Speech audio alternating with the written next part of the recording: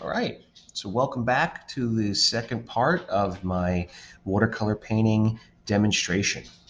When we were last together, I had put some sky down, working back to front, and my sky color had been made using my blue, and I neutralized it with a little bit of orange, because again, we want to rarely use colors directly from the tube. We want to enrich them by mixing them together. So I neutralized my blue and I put that down. Now you had seen me put just one layer. Since that time, I have applied 2 more layers of watercolor. You can see it's still very faint. I want to slowly build. You can see that building in the painting. You don't want to just put too much pigment right down. You want to make sure you have about 95% water, 5% pigment. If you look at my palette, you could still see that my little wells of paint are still pretty much untouched. All of this, these puddles, this has been creating the painting that I have here. I went back and I added some more into my ocean. I was adding some blue into, some green rather, into my blue to get some sort of an ocean color. And I was leaving some spots of white to show the currents. Remember, we don't want to use white paint. Rather, we want to plan where not to paint. Now, I have also started putting in the distance, my tree line.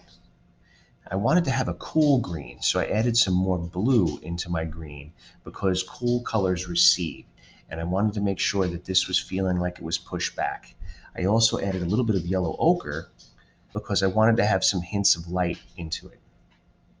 Now, when we paint with green, you want to usually add some red into the green because most greens in nature have red in it. That's again neutralizing the green.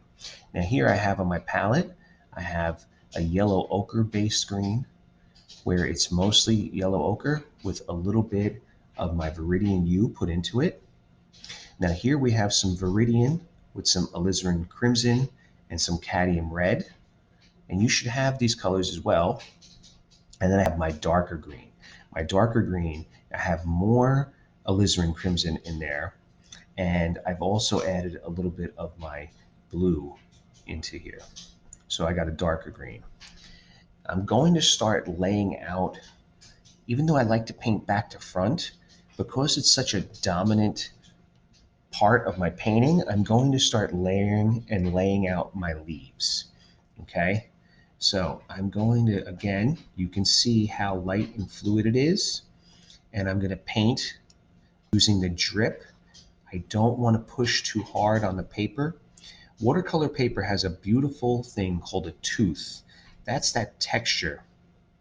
And if you brush really hard, what happens is you take the tooth away.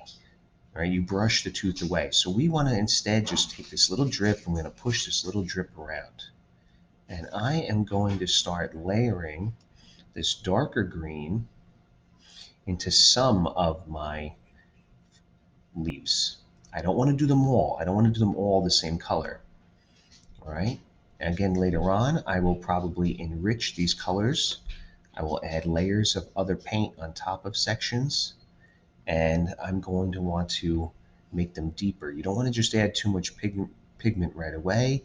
We want to slowly build. So you could see I'm starting to layer in these leaves. Now, some of my background here where I painted the trees off in the distance is still wet.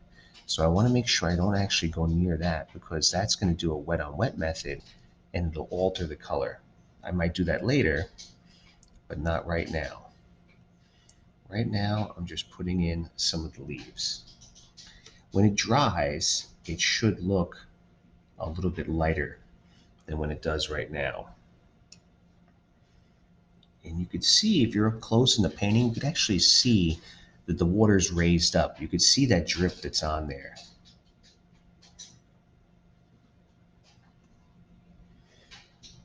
Now, I try to make sure I have enough paint in my little puddles so that I could at least do one coat. I don't want to run out. I mean, I could mix the same color, but I would prefer not to run out.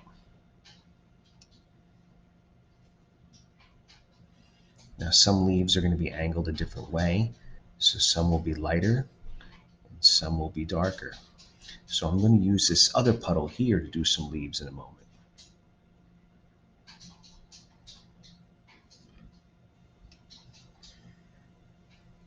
I'm not going to do all the leaves. I'm just starting to set it up.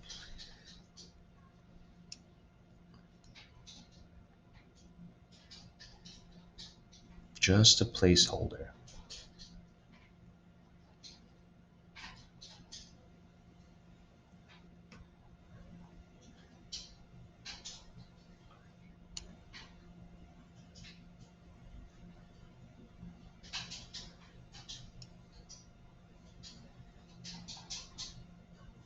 All right, at this point, I'm going to switch.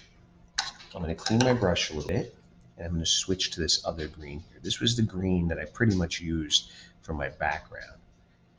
I might put a little more of a blue glaze, a blue layer later on to my background to really push that further back.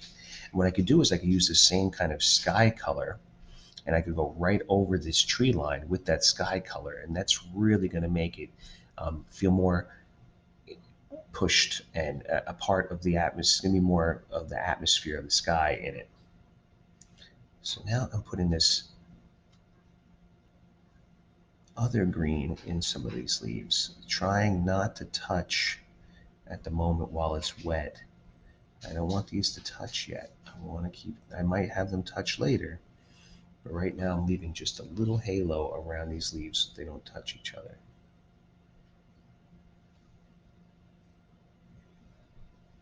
All right, so this is step two. And you can see what I've been up to, and I'll bring you back later and you can see what I've done, and we'll talk about the decisions I made.